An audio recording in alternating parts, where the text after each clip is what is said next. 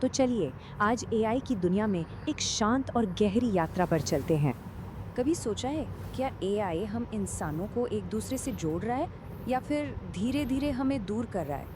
ये एक ऐसा सवाल है जो शायद हम सबके मन में कहीं ना कहीं उठता जरूर है। पता है, एआई अब कोई भविष्य की बात नहीं रही। ये तो हमारे आज की, हमारी जिंदगी की एक सच्चाई बन चुका है। ये हमारे आसपास ही है, हमारे जीवन में बहुत गहराई तक समा गया है। जैसे कि हमारी सेहत की बात करें तो एआई की मदद से बीमारियों का पता अब पहले से जल्दी लग जाता है। और तो और ये नई नई दवाइयाँ खोजने में भी हमारी मदद कर रहा है। और पढ़ाई लिखाई में भी ये हर बच्चे को अपनी रफ्तार से और अपनी ज़रूरत के हिसाब से सीखने का एक बहुत अच्छा मौका दे रहा है। और सोचिए, हमारी खेती किसानी में भी एआई का कितना बड़ा हाथ है। ये मौसम की एकदम सही जानकारी देता है, जिससे पानी की भी बचत होती है। मतलब ये एक ऐसी तकनीक है जो हमारी प्रकृति के साथ मिलकर चल रही है। तो जब कोई तकनीक इतनी ताकतवर हो तो एक सवाल तो मन में आता ही है ना, कि इसे संभालेगा कौन और कैसे। पूरी दुनिया इसी सवाल का जवाब ढूंढ रही है। और मज़े की बात यह है कि सबका अपना अपना एक अलग रास्ता है। इस पूरी बात को समझने के लिए ना, चलिए एक बहुत ही प्यारा और आसान सा उदाहरण लेते हैं, एक बगीचे का। देखिए, एआई को संभालना बिल्कुल एक बगीचे की देखभाल करने जैसा ही है। एक अच्छा बगीचा कैसा होता है, जहां पौधों को बढ़ने की पूरी आज़ादी भी मिलती है और साथ ही उनकी अच्छे से देखभाल भी होती है ना? तो अगर हम पूरी दुनिया को ऐसे ही देखें तो हर कोई अपने एआई के बगीचे की देखभाल अलग अलग तरीके से कर रहा है।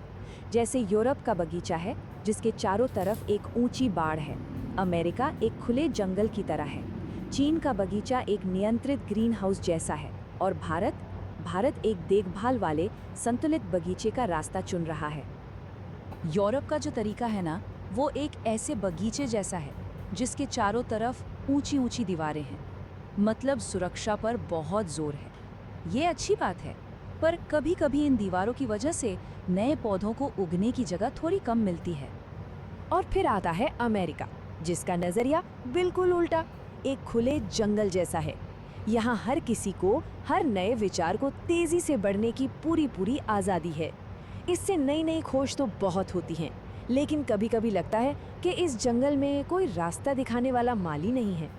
अब इन दोनों अलग अलग रास्तों के बीच भारत अपना एक संतुलित रास्ता बना रहा है। ये एक ऐसा रास्ता है जो ना तो बहुत ज़्यादा सख्त है और ना ही बिल्कुल खुला हुआ। ये आज़ादी और जिम्मेदारी के बीच एक बहुत खूबसूरत संतुलन बनाने की कोशिश है। और पता है, भारत के पास इस रास्ते पर चलने के लिए कुछ खास ताकतें भी हैं।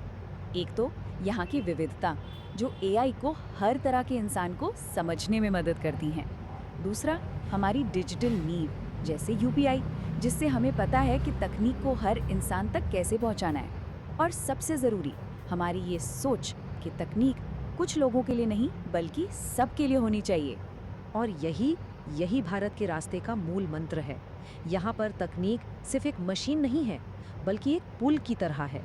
एक ऐसा पुल जो समाज के हर एक इंसान को तरक्की से जोड़ता है।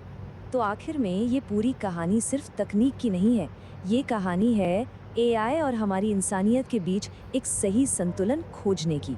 ये एक बहुत गहरी बात है। ज़रा सोचिए, एआई कितना शक्तिशाली है, शायद ये उतना ज़रूरी नहीं है। ज़्यादा ज़रूरी ये है कि हम सब मिलकर उसे किस दिशा में ले जा रहे हैं। और सही दिशा बस वही हो सकती है जो हम सबको एक दूसरे से जोड़े, एक परिवार की तरह। वो दिशा जो हमें कभी अलग ना करे। आज पूरी दुनिया एक ऐसे एआई को ढूंढ रही है जो सुरक्षित हो, सबके काम आए और जिसमें इंसानियत हो। और इस खोज में भारत दुनिया को एक संतुलित रास्ता दिखा रहा है। तो बस ये याद रखिए कि आने वाला कल सिर्फ एआई का नहीं होगा, बल्कि वो कल होगा एआई और इंसानियत के बीच एक बहुत ही सुंदर संतुलन का।